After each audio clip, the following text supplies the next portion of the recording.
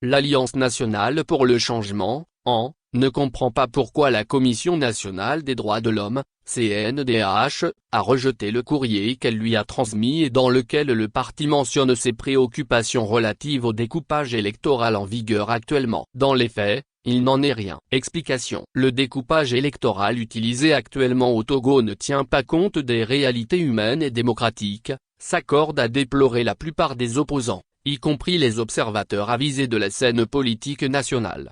Raison pour laquelle, en prélude aux prochaines élections législatives et régionales, ils sont nombreux à remettre encore sur la table cette épineuse question du découpage électoral. Les recommandations des derniers travaux du cadre permanent de concertation, CPC, tiendront-elles compte du déséquilibre entre le Nord et le Sud en matière du découpage électoral ?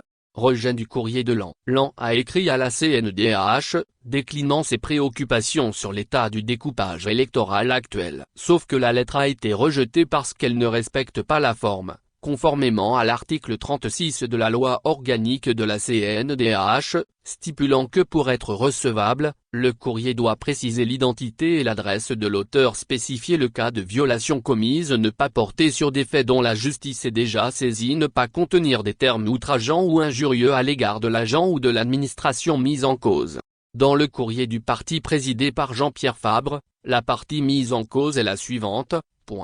Le caractère discriminatoire, régionaliste, voire ségrégationniste de ce découpage qui fait penser au Bantoustan créé du temps de l'apartheid en Afrique, pour institutionnaliser l'inégalité des droits entre les hommes. Il y a donc des termes inappropriés, relevés par l'institution défendant les droits humains. Conséquence, la CNDH, conformément à cet article 36 de sa loi organique, ne saurait recevoir en l'état votre requête, conclut la lettre-réponse signée par Yaovi Seronvi.